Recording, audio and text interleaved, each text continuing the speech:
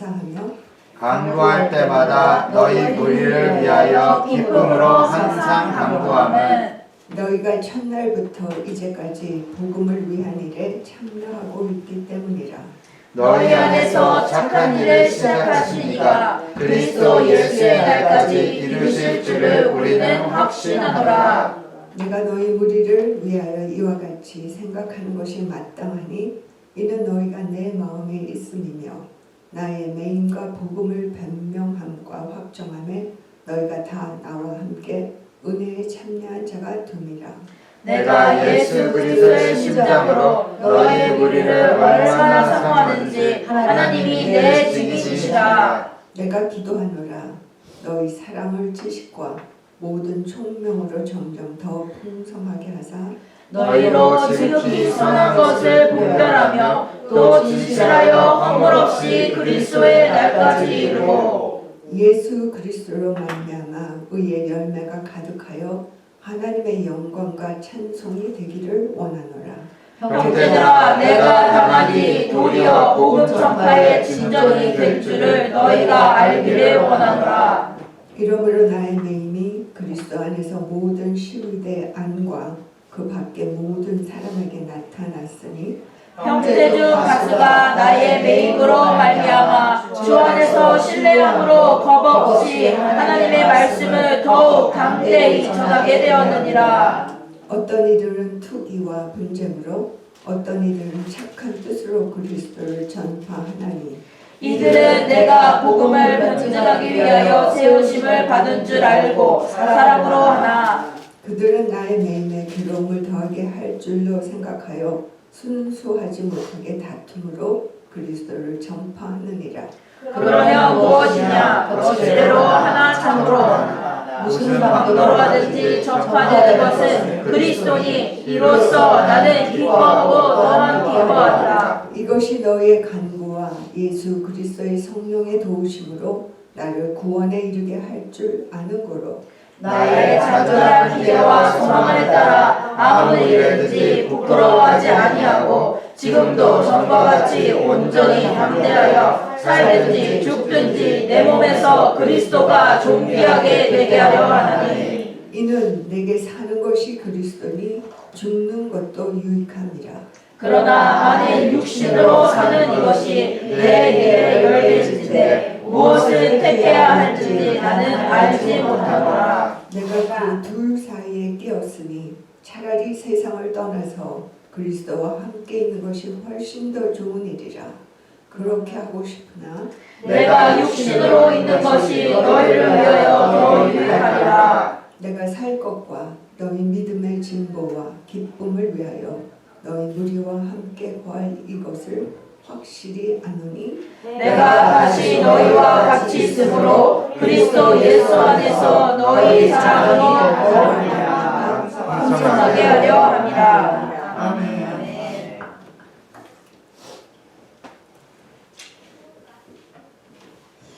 여러분, 우리는 12월에 들어서 계속 그리스도의 완전함, 믿는 자의 완전함이죠. 신앙의 고지에 대해서 말씀을 드리고 있습니다. 오늘이 강림절의 마지막 주일이고요. 이제 다음 주일은 성탄절이 됩니다. 다시 오실 주님은 뭐하러 오신다고 그러셨죠? 신부를 거두러 오십니다. 또한 우리 연말 준비라는 것도요. 사실은 연말 준비가 종말 준비를 모형하는 것이거든요. 그래서 성탄 준비나 연말 준비나 모두 다 믿음을 키워야 하는 것입니다. 아멘. 그 준비라는 것은 믿음을 키우는 것이 준비가 됩니다. 여러분, 오늘 보는 빌립보서는 정말 굉장한 책입니다. 신약성경이 전부 몇 권이죠? 신약성경 27권이죠. 그 중에 거의 반에 해당하는 13권을 바울을 통해서 하나님께서 쓰시게 하시죠. 근데 그 13권 중에서 4권, 에베소서, 빌레몬서, 골로새서, 그리고 오늘 읽은 이 빌립보서, 요 4권은요 옥중에서 쓰신 편지입니다. 그래서 이것을 바로 옥중서신 이렇게 얘기하고요. 이것을 신약의 심장이라고 합니다. 아, 여러분 심각하지 않습니까? 사람으로 치면 심장 같은 부분이 옥중서신이라고 하는 것이에요. 그 중에서도 옥중서신 가운데서도 맨 마지막에 쓰여진 이 빌립보서입니다. 이 빌립보서에 또 다른 별명이 하나 있는데요. 그게 뭐냐면 신약의 아가서라고 이 빌립보서가 불려집니다. 여러분 아가서 아시죠? Song of Songs. 예수 그리스도의 신부로 성숙된 성도와 예수님과의 이야기가 바로 아가서잖아요. 구약 성경에. 그래서 믿음 생활의 가장 높은 고지를 이야기하는 게 구약 성경에서 아가서라면 신약 성경에서 한 개인의 믿음의 가장 높은 경지를 보여주고 있는 것이 바로 이 빌립보서입니다. 참으로 놀라운 책이죠. 사람은요, 어려움을 당할 때 자신의 믿음의 본전, 실상이 드러납니다. 모든 것이 평안하고 문제가 없을 때는요, 믿음이 지식으로 그냥 머리에만 있어서 사실은 그것으로 자기를 분별할 수가 없습니다. 그래서 위기를 만나고 충격을 만나고 문제에 부닥쳤을 때에 나의 반응을 우리는 유심해서 볼 필요가 있어요. 그것이 나의 믿음의 실제고 그것이 바로 능력으로 나타나는 부분이고 그것이 천국으로 가져갈 나의 부분이잖아요. 자, 그런데 그래서 어려울 때 믿음의 실상이 나타난다. 제가 지금 말씀드린 이유는 바로 이 빌립보서를 썼던 바울이 지금 어디에 있느냐는 거예요. 어디에 있죠? 감옥에 있는 거예요. 그야말로 가장 어려운 때 아닙니까? 사회의 가장 밑바닥이잖아요. 자, 감옥에 지금 2년째 감옥에 있으면서도 앞으로 얼마 있으면 풀려난다. 그것이 개런티가 안 된 상태예요. 죽을 수도 있습니다. 그런 상태에서 바로 로마의 감옥에 있으면서 빌립보에 있는 성도들에게 보낸 편지가 빌립보서입니다. 우리 한번 그 화면 한번 잠깐 봐주시기 바랍니다. 빌립보가 어디 있는가라는 것만 잠깐 보시기 바랍니다. 빌립보 찾으셨어요? 잘 안 보이죠? 요거예요, 빌립보. 자, 그러면은 빌립보 유럽의 첫 입문이죠. 예루살렘 여기에서 이렇게 갔습니다. 빌립보요. 빌립보 성도들 2차 전도 여행 때 여기서 교회 개척을 하셨습니다. 지금 바울 어디 계시다고요? 로마. 여기에서 일루다가 편지 보내신 거예요. 자, 여기에서 일루 이렇게 편지 보낸 먼 거리예요. 지금 같으면요 비행기 타고 후딱 가면 되지만 당시에는 여기서 이렇게 오는데 또 여기서 예루살렘까지 오는데 몇 달이라는 시간이 걸렸다라고 합니다. 자, 어쨌든 저걸 한번 이렇게 실제 위치로구나 이렇게 보고요. 자, 그러면 사도 바울께서 이렇게 믿음의 고지에 올랐다고 하면 믿음의 고지에 오른 사람의 특징 한 가지만 든다 그러면 무엇일까요? 기쁨입니다, 여러분. 기쁨, 조입니다, 여러분. 자, 그래서 그냥 빌립보서를요 기쁨의 서신 이렇게 이야기하죠. 왜냐하면 기쁨이라는 단어가요 이 짧은 서신 가운데 15번이나 등장해요. 맨 1장 4절에도 내가 너희를 위하여 기쁨으로 간구하고 또 18절에도 나는 기뻐하고 기뻐하노라. 2장 4절에도 기쁨을 충만하게 하려 함이라. 17절 18절에도 나는 기뻐하고 기뻐하노니 너희도 기뻐하고 나와 함께 기뻐하라. 이렇게 기쁨이 넘치고 있다는 것입니다. 여러분 참 놀랍죠. 자, 그런데 이 가장 낮은 상태에 지금 있는 사도 바울에게 바로 이렇게 기쁨이 넘치고 있다. 자, 예수님 때문이죠. 물론 예수님 때문에 기쁨이 일어나고 했을 때 자, 기쁨. 근데 이거 빌립보서를 오늘 사실 1장을 읽었지만 4장까지 내용을 다 지금 간추려서 말씀을 드리려고 해요. 다 연결되어 있기 때문에 한 편지이기 때문에. 자, 그러면 이 기쁨이라고 하는 것 우리가 다 추구하는 것이죠. 근데요 마약을 하는 사람도요 이 기쁨 때문에 하는 거예요. 마약을 해도 기쁨이 있다고요. 그런데 이 빌립보서를 보니까 이 기쁨이 그냥 거저 나오는 기쁨이 아니구나. 뭔가의 엄청난 노력 가운데 그 열매로서 이 기쁨이 나오는구나. 이것을 우리가 이렇게 보게 됩니다. 그렇죠. 이것이 올바른 예가 될지 모르지만 우리가 호숫가에 백조가 딱 떠 있어요. 참 어떻게 저렇게 떠 있을까?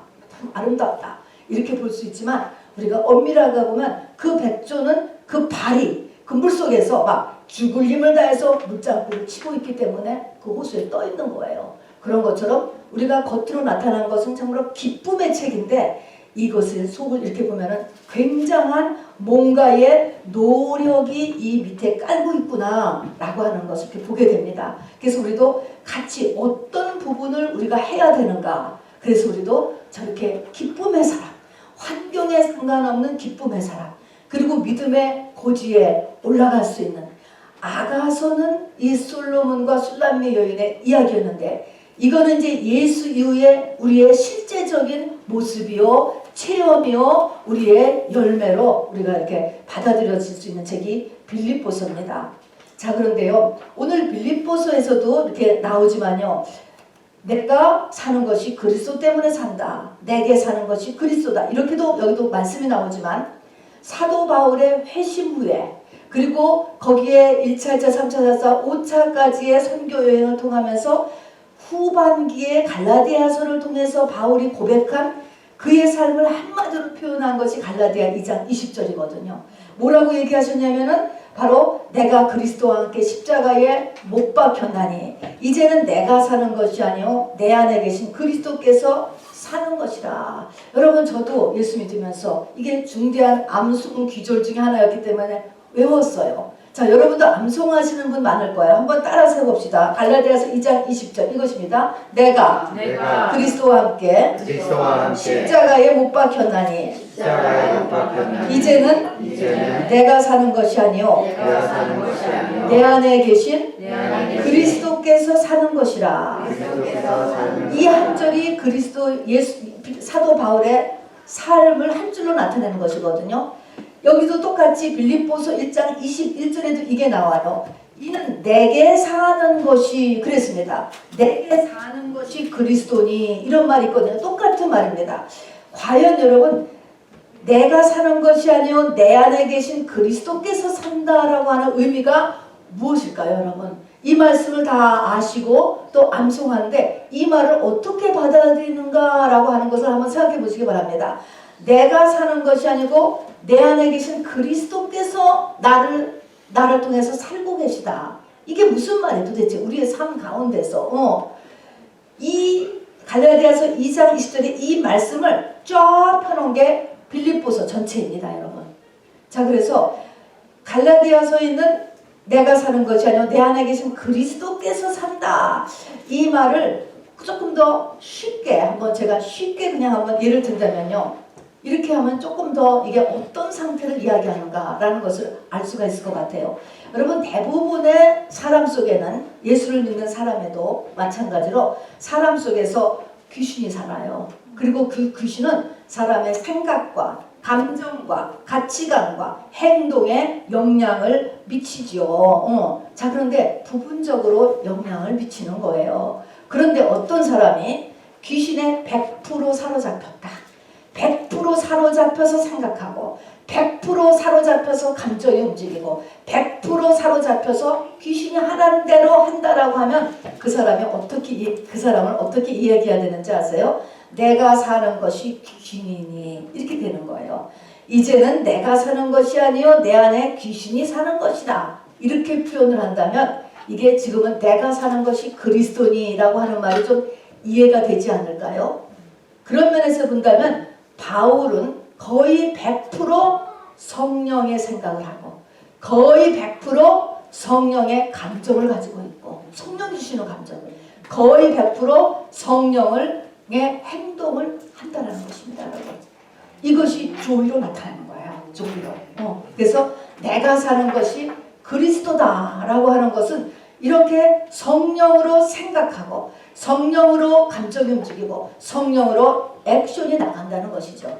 놀랍잖아요. 자, 이런 사태요. 이런 사태인데 지금 이 빌립보서를 썼을 때가 AD 62년, 63년으로 보여집니다.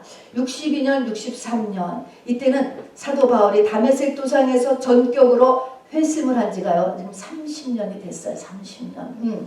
자, 30년이 된 믿음의 정상에 오른 한 노사도의 모습이잖아요. 자, 그런데 사도 바울께서는 내가 그리스도를 본받은 것 같이 너희는 나를 본받으라고 얘기했잖아요. 그러니까 우리도 이것이 남의 얘기가 아니고 이것을 본받아야 돼요.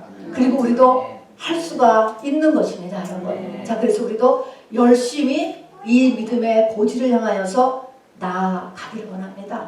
무엇보다도 저는 그렇게 되기를 원합니다, 여러분. 지금 이 시점에서 이렇게 되지 못했어요. 그런데 이렇게 되기를 제가 사모한다는 것입니다. 그게 말씀에 순종하는 것이죠. 나를 본받으라고 했으니까 말입니다. 자, 이제 본격적으로 서론에 들어가서요. 자, 빌립보서는 사도 바울이 어디에서? 로마 감옥에서 누구에게?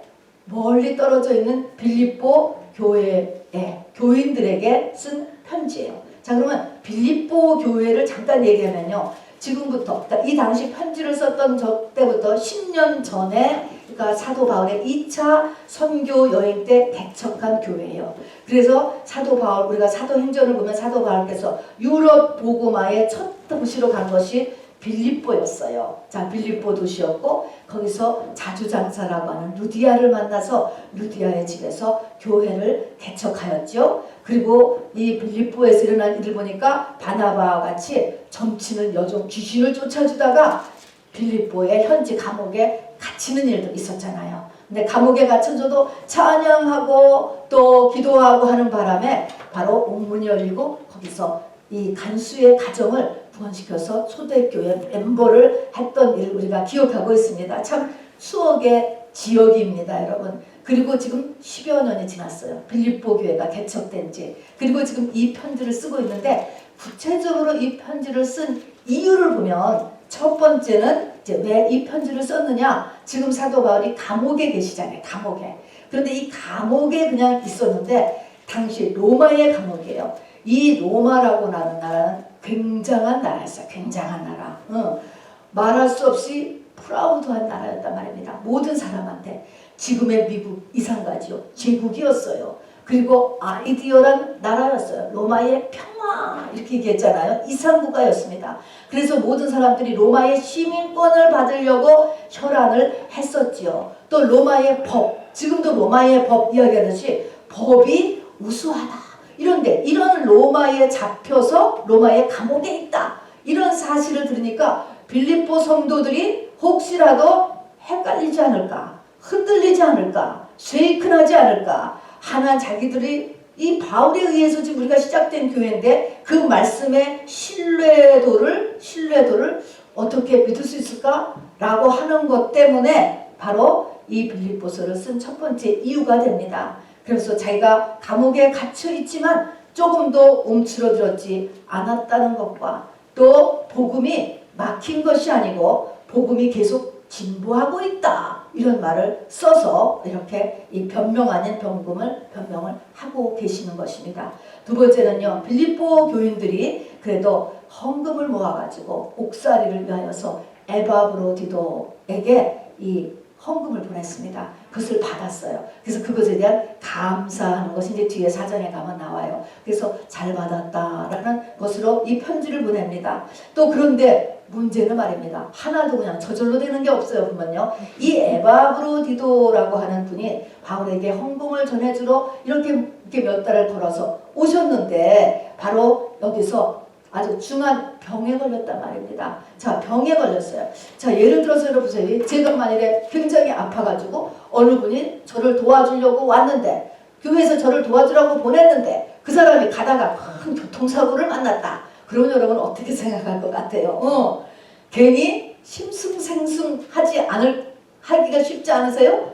그런 것 같잖아요. 그래서 그것 때문에 또 에바브로디도가 병에 걸린 것 때문에 또 편지를 또 쓰게 된 거예요. 자, 그래서 바로 이제 일을 다 마치고 이제 에바브로데가 다시 이제 돌아갑니다. 그래서 그를 기쁨으로 맞아들이고 그를 존귀히 대접해달라라고 하는 것 때문에 또 이렇게 편지를 썼습니다. 그리고 마지막으로는 소식을 듣자 하니까 에바브로디도를 통해서 들으니까 빌립보 교회에 여전히 문제가 또 있는 것입니다. 그래서 그 문제에 대한 조언을 하고 계십니다. 빌립보 교회는 문제는 뭐냐면 성도들이 하나 되지 못하고 있는 요 문제였습니다. 그래서 이런 이유들 때문에 이제 구체적으로 이 빌립보서를 쓰게 되었는데 바로 이 빌립보서를 우리가 읽으면서 이런 메인 이슈 아니고도 우리가 본받을 것은 뭐냐면 이 사도 바울의 믿음의 모습 때문에 우리가 지금 빌립보서를 대하는 거예요.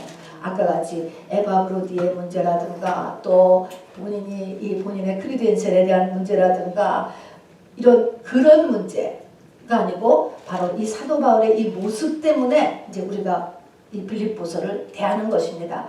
자, 그러면 이렇게 신앙의 고지에 있는 그 중심은 한 가지로 말하면 조이라고 그래서 조이, 기쁨인데 이런 모습에 환경에 상관없는 조이를 가지고 있을 수 있는 이런 사람의 세 가지 모습을 우리가 볼 수 있습니다.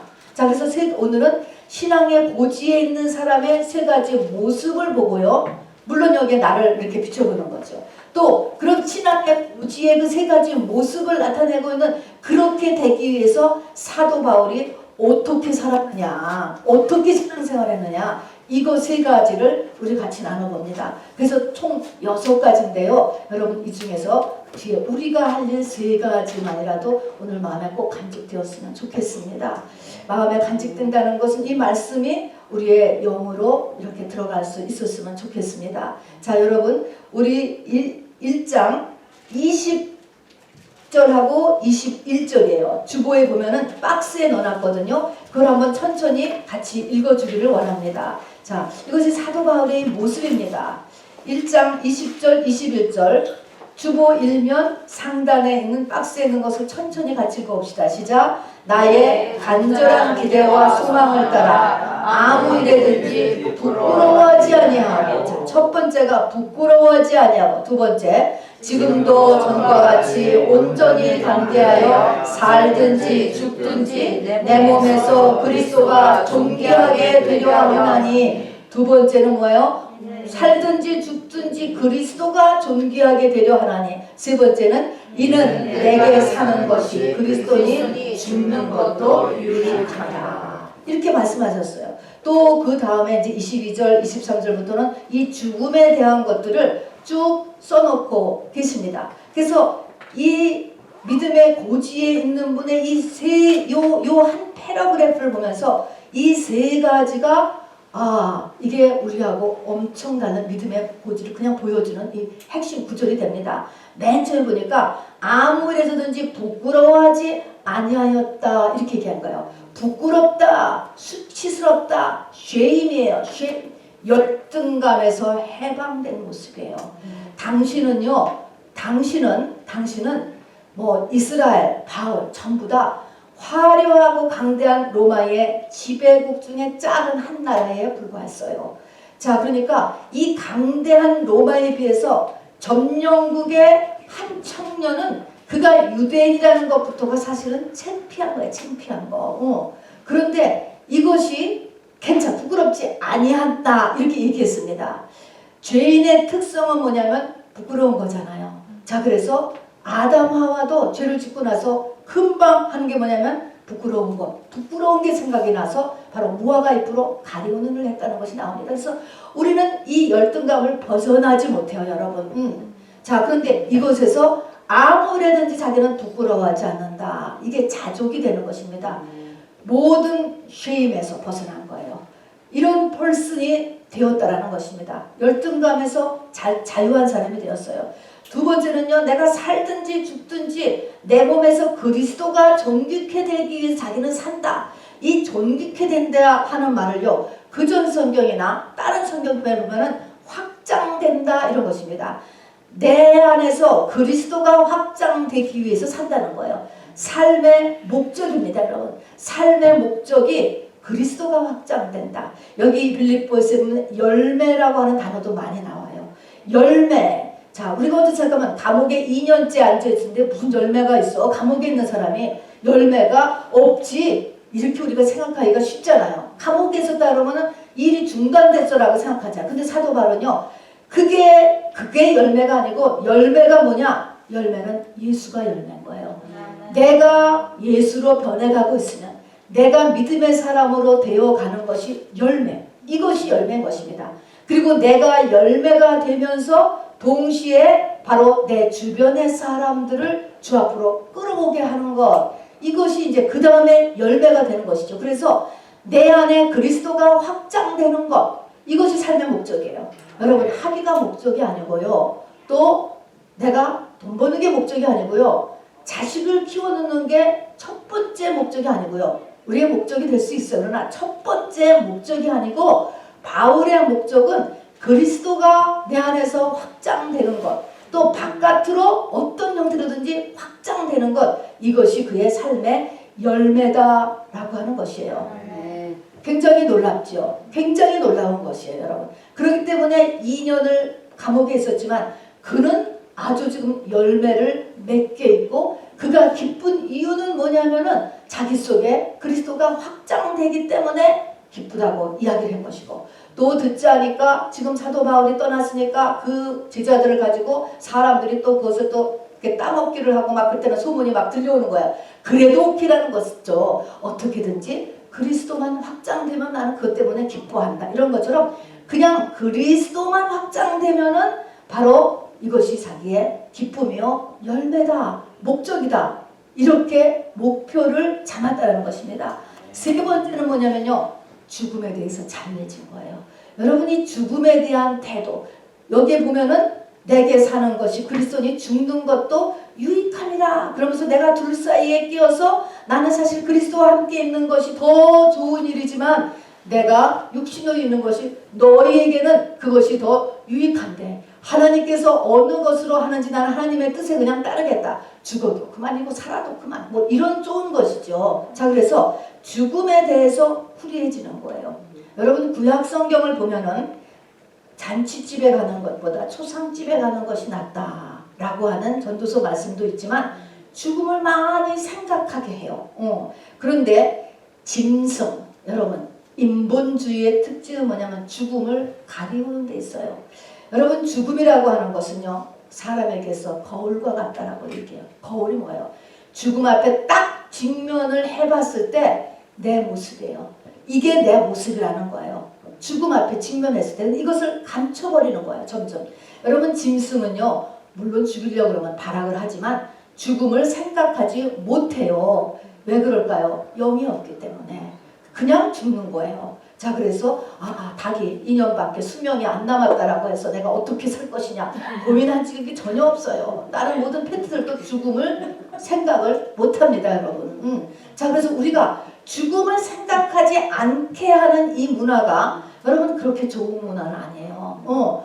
그래서 평생 살 것 같은 착각, 이러면서 사는 것은 크게 시간을 허비하는 것이 됩니다, 여러분. 자, 그래서 죽음을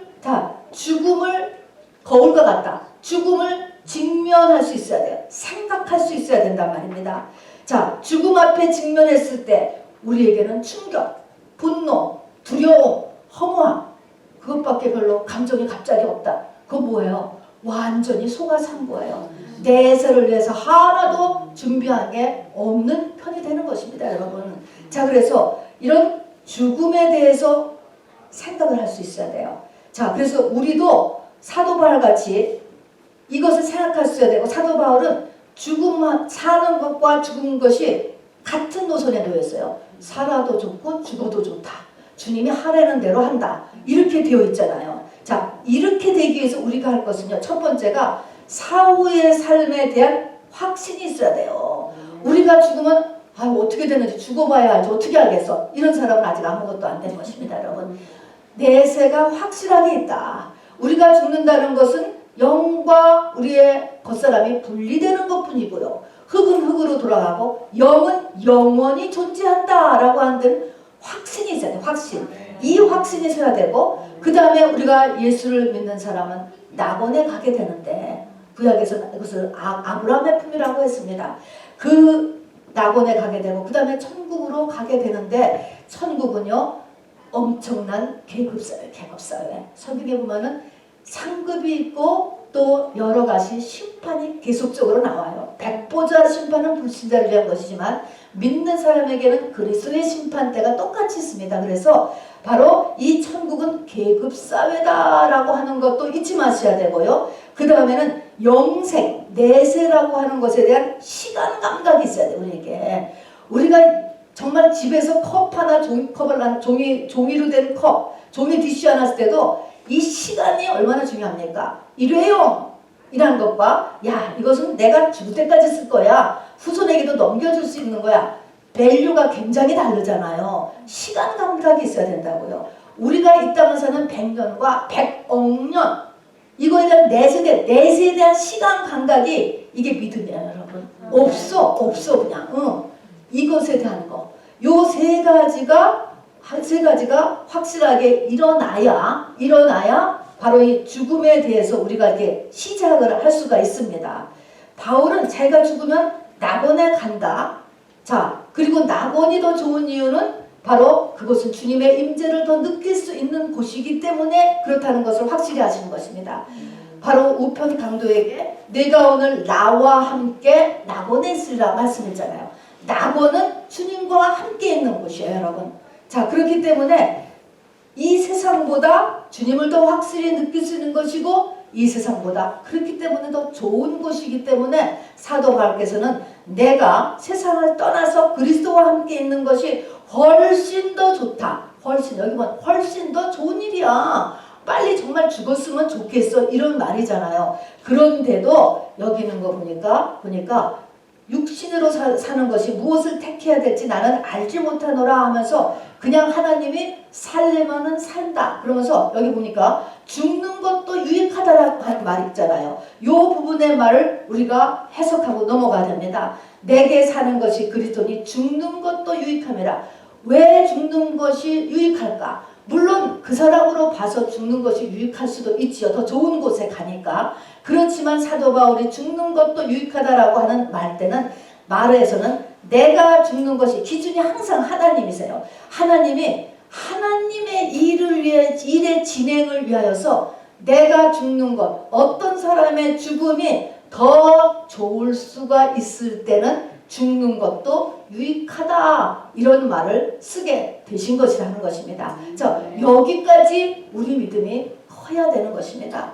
예를 들어서요, 우리가 알다시피 짐 엘리엇 같은 사람이 있잖아요. 전능자의 그늘이라고 하는 이 책을 쓰신 이 정말 20대 청년들이죠. 네 사람이 에콰도르 원주민 선교를 가서 선교 가서 살해되었잖아요. 그 뒤에 그 민족이 기독교 90% 이상이 지금도 기독교인이라고 하잖아요. 피의 헌신인 것입니다, 여러분. 십자가죠. 희생인 것입니다. 이 피의 제물을 드리는 것은 하나님의 구원 원리 하나입니다. 십자가의 원리예요. 자, 어쨌든지 간에 하나님의 뜻에 의해서 어떤 사람이 죽여질 수 있다. 그렇다면 이 사도 바울은 죽는 것도 유익이다. 이런 표현을 썼다는 것입니다. 본인도 거기에 따르겠다는 거예요. 물론 죽으면 더 편하고 좋아. 주님의 가고 자기가 훨씬 좋지만 그것보다 더하는 것은 하나님의 계획 가운데서만 자기는 움직이는 것을 원한다. 이런 말인 것입니다. 아주 완전한 부활신앙이에요. 이것이. 부활신앙인 것입니다. 이렇게 됐을 때 그 부활의 능력이 바울을 통해서 나타나는 것입니다. 자, 그래서 여러분 이 세 가지를 보세요. 20절, 21절 요 절에가 이 핵심적으로 이 사도 바울의 이 모습, 조이라고 하는 이런 모습에서는 세 가지가 나타난 것이 첫 번째는 뭡니까? 열등감 후리의 삶이에요. 두 번째는 삶의 목적이 뭐예요? 그리스도만 확장되는 거예요. 세 번째는 뭐예요? 죽음에 대해서 후리하는 것입니다, 여러분. 우리가 이 세 가지를 향하여서 우리가 나아가야 돼요. 이것이 되면 뭐예요? 환경에 상관없는 그 안에 조이가 있다는 것입니다. 에덴이라고 하는 말의 의미가 조이죠, 여러분. 자, 그래서 에덴보다 더한 곳으로의 회복인 것입니다. 참 놀랍죠. 그런데 이런 상태가 되기 위한 바울의 삶의 자세 세 가지입니다. 이제 이게 우리가 할 일인 것입니다. 자, 이것을 해야 위에 세 가지가 되는 거예요. 자, 그래서 이렇게 되게 하나님 저 열등감 후리의 삶이 되게 해주세요. 하나님 나 죽음에 대해서 후리한 사람이 되게 해주세요. 내 인생의 목표가 정말 그리스도가 확장되는 것이게 되게 해주세요. 이렇게 기도도 하지만 이렇게 했을 때 하나님께서는 우리에게 무언가를 해야 될 것을 알려주신다는 것입니다. 이 세 가지를 이제 우리가 해야 되는 거예요. 이 빌립보서를 읽어보면요, 이것이 다 나와 있어요, 여러분. 맨 첫 번째 그런 삶이 되기 위해서 바울이 첫 번째로 한 것은 뭐냐면 충만한 영적 공급을 받기 위해서 뛰는 삶인 것이에요. 충만한 영적인 공급 뭡니까? 영적 공급 받아야 되는 거예요. 그래서 빌립보서 3장에 나오잖아요. 내가 이미 얻었다함도 하며 온전히 이루었다함도 하며. 자, 사도 바울 같은 분이라 할지라도 됐다가 아니면 됐다. 여러분, 우리는 주님 나라 갈 때까지도 됐다가 아니에요. 왜 됐다가 아니냐면은 우리 하나님은요, 그 넓이와 깊이와 높이와 길이를 다 측량할 수 없다요. 없다. 그렇기 때문에 여러분, 하나님을 추구하는 것 같이 이 보링하지 않는 게 없어요. 끝도 없어요. 끝도 없어요, 여러분. 보링하지 않고 또 이것이 정말 정말 있는 힘을 다해서 하다도 다 이것이 이렇게 다 할 수 없는 그렇게 깊은 하나님께서 다 됐다. 이제 그만이 아니고 계속적으로 뛴 그 모습이죠. 또 뒤에 있는 것은 잊어버리고 표대를 향하여 우리 아까 대표기도 하신 것처럼 그렇게 뛰었다는 것이죠. 시간을 아끼면서 기회를 잡으면서 또 그리스도를 얻는 것이 세상에서 가장 귀한 것이기 때문에 내게 유익했던 것을 다 해로 여기고 또 더해서는 그 모든 것을 배설물로 여기고 바로 그리스도를 얻는 것이 가장 고상하기 때문에 그것을 위해서 뛰었다는 것은 이만큼 충만한 영적 공급을 받기 위해서 뛰었다라는 것을 이야기합니다. 이렇게 했기 때문에 사도 바울이 그러한 그 믿음의 고지에 올라갈 수 있었다는 것이에요. 여러분, 우리에게 많은 선한 일들이 나쁜 것이 아니라니까요. 내게 유익하던 것, 유익해요, 전부 다 여러 가지가. 그러나 내게 유익하던 것을 그리스도를 위하여 해로 여겼다. 내게 유익하던 것을 배설물로 여겼다. 여러분, 이런 말들을 잘 우리가 성령의 인도함을 받아서 우리의 삶의 패턴을 조금씩 바꿔가야 된다는 것을 잊지 마시기 바랍니다. 그래서 첫 번째가 충만한 영적 공급을 받아야 돼요. 무슨 수를 쓰든지 말입니다, 여러분. 이것이 첫 번째입니다. 말씀 공급 받는 것이죠. 자, 두 번째는요, 이 빌립보서 2장에 보면은 낮아지는 삶입니다. 세상적으로 낮아지라는 게 아니고 마음이 낮아져야 된다는 거예요. 자, 그래서 예수 그리스도에 대해서 얘기했습니다. 너희 안에 이 마음을 품으라. 곧 그리스도 예수의 마음이니 그는 근본 하나님의 본체시나 하나님과 동등됨을 취할 것으로 여기지 아니하시고 자기를 비워 종의 형체를 가지사 사람들과 같이 되셨고 자기를 낮추시고 죽기까지 복종하셨으니 곧 십자가에 죽으심이라. 그러므로 인하여서 하나님이 그를 지극히 높여 뛰어난 이름을 주시고 땅 아래에 있는 자들과 땅에 있는 자들 모든 자들에게 예수의 이름 앞에 무릎 꿇게 하시고 하나님 아버지께 영광을 돌리게 하셨느니라 이야기했습니다. 그래서 예수 그리스도에 대한 말씀을 하시면서 이 마음을 품으라. 그리스도 예수의 마음을 품으라. 우리의 마음이 끊임없이 낮아지도록 하는 일을 우리가 계속해야 되는 것입니다. 마음이 높아지면 우리의 은혜는 막혀버리는 것이에요, 여러분. 그래서 어떤 형편에 처해지든지 간에 마음을 끊임없이 낮추는 일을 우리가 해야 된다는 것이죠. 사도 바울이 그렇게 하셨다는 것입니다. 그리고 세 번째입니다. 세 번째는요, 바로 교회 생활의 성공입니다, 여러분. 자, 여러분, 교회를 가리켜서 예수 그리스도가 교회에 뭐라 그랬죠? 머리. 그러면 몸은 누구의 몸이에요? 예수 그리스도의 몸이 교회라고 하는 것입니다. 자, 그럼 우리가 예수가 나의 열매, 내가 예수로 자라나기 위해서는 교회 생활에 성공하지 못하고는 절대 여러분 예수까지 자라날 수가 없습니다, 여러분. 자, 이거는 예수까지 자라날 수 없다라고 하는 그 의미에서는요, 성령 충만하고도 연결되는 거예요. 우리가 지금 기름이 필요하잖아요. 이 주님 오실 때. 이 성령 충만 또 기름, 이것이 교회 생활에 성공하지 못하고는 안 된다라는 것이죠. 그 모형이요. 출애굽기에 보면은 성전을 지우고 나서 거기에 이 기름 준비하는 게 있습니다. 관유라고 해요. 출애굽기 30장에 보면은 이 관유는 순전한 올리브 기름, 그것만 가지고 쓰는 게 아니고 거기다가 몰약과 육개와 창포와 계피를 섞어요. 자, 이 모든 것이 복합적이라는 것입니다. 자, 그래서 이 관유를 가지고 제사장한테 바르고 병자를 치유할 때 쓰고 또 모든 이 성막에 쓰는 모든 교회당 다 이 관유를 지냈어요. 물론 하나님께 빌롱됐다라고 하는 그 이름을 쓰는 것도 있지만 이 모든 그 관유를 이렇게 사람의 귀에다도 바르고 뭐 엄지발가락 이런 모든 일에 다 이렇게 관유를 쓰는 이름, 이게 기름이야, 기름. 이게 성령이라는 것입니다.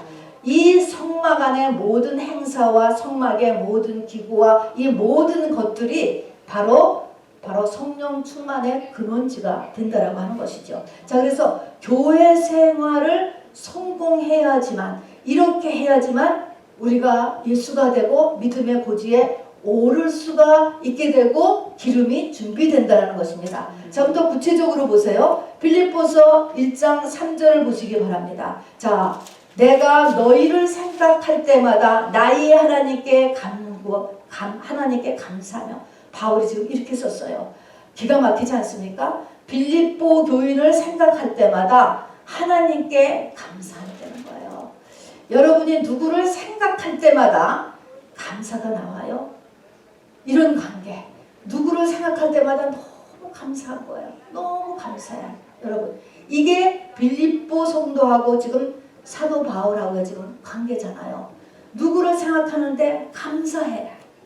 또 두 번째 4절에 보니까 내가 너희를 위해서 간구할 때마다 항상 기쁨으로 항상 간구한대. 아, 그 사람이 지금 무슨 기도 제목을 보냈어요. 아, 이번에 집을 팔아야 되는데 빨리 팔리게 해주세요. 좋습니다, 여러분. 그것도 다 기도 제목이 되죠. 그럴 때 내가 기쁨으로 그 기도 제목을 한다는 거야. 간구할 때마다. 너무 놀랍지 않습니까? 26절에서 보면은요, 예수 안에서 내가 너희의 자랑이 되고 너희는 나의 자랑이 된다 그랬어요. 아, 저는 여러분에게 자랑이 돼야 되고 여러분은 저한테 자랑.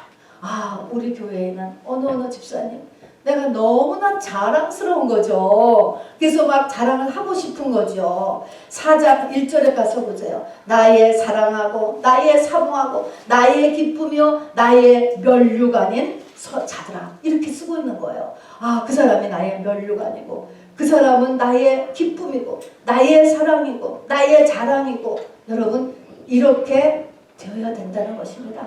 얼마나 귀합니까, 여러분? 이것이 교회 생활이에요. 교회 생활의 중요한 것은 인간관계가 첫 번째가 됩니다. 물론 사도 바울이 뭐 만난 사람마다 개척한 교회마다 다 있게 되면 절대로 아니죠. 디모데후서에 보면은 바울에게 해를 입힌 사람도 있어요. 또 대적한 사람도 있어요. 또 바울에게 동조하지 않는다고 떠나간 사람도 있고요. 또 세상이 좋아서 그만하고 나간 사람도 있어요. 여러 종류의 사람들이 있습니다. 그러나 할 수 없고요. 소수의 사람이라 할지라도 이런 관계가 바로 하나님이 원하시는 교회 내 관계라고 하는 것입니다. 여러분, 누구하고의 관계에서 이런 관계를 만들어내시고 특히 교회하고는 이런 관계가 돼야 됩니다, 여러분. 자, 그래서 이런 교회 생활의 성공, 그래서 로마서의 끝에도 디모데후서의 끝에도 빌립보서에도 사도 바울은 이런 사람과의 정말 자랑이 되고 그를 생각할 때마다 그 사람 앞에 감사가 나오고 정말 그의 기도 제목을 내가 기쁨으로 간구하고 나의 정말 면류관이야. 이런 그 관계, 교회 내의 관계를 이런 저와 여러분이 꼭 되시기를 바랍니다. 자, 그래서 인간관계가 중요하고요. 다음에 교회의 머리가 예수라면 우리가 몸이에요. 자, 몸이라고 하는 의미에서 몸에는 또 지체라고 그랬잖아요. 우리의 손이 되고 또 발이 되고 눈이 되고 뭐 코가 되고 다 다르다는 것입니다. 우리는 다 달라요. 다름에도 불구하고 서로 연결되어야 되는 것이죠. 바로 손은 팔하고 연결되지 않으면 뭐 손이 있어도 쓸모가 없죠. 또 발이 있어도 발이 다리하고 연결돼야 되잖아요. 그리고 또 심장은 또 전체도 다 피를 또 보내줘야 되잖아요. 그래서 서로 다르지만 서로 또 연결이 되어 있어야 하고 또 서로 할 일이 또 다 다르고 그러면서도 서로 약한 부분은 서로 보강해줘야죠. 내가 어느 부분이 약해, 심장이 약해. 그러면 심장이 약한 것을 내가 주의해줘야 되는 것처럼 어느 성도에게는 뭐가 약하다. 그러면 그 부분은 또 서로 보완해주는 거죠. 이렇게 하면서 우리에게 하는 것이 행동, 교회 생활 하라는 것입니다. 자, 그래서 여기 보니까 너희가 나의 괴로움에 참여하였으니 잘하였도다. 사도 바울이 이런 표현을 해요. 바울의 괴로움에 참여했어요. 바울이라 할지라도 괴로움이 있잖아요. 그거에도 이 빌립보 성도들이 참여한 것이 잘하였도다 이렇게 얘기했고, 이것이 나에게 잘한 것이 아니고 사람에게 잘한 것이 아니고 하나님께 한 것이라 이렇게 말씀하셨습니다. 자, 그래서 우리의 지체로 이렇게 해줬을 때, 묶어줬을 때 이 지체에게 한 것이 누구에게 한 것이라고? 하나님께 한 것이다 라고 이야기했습니다.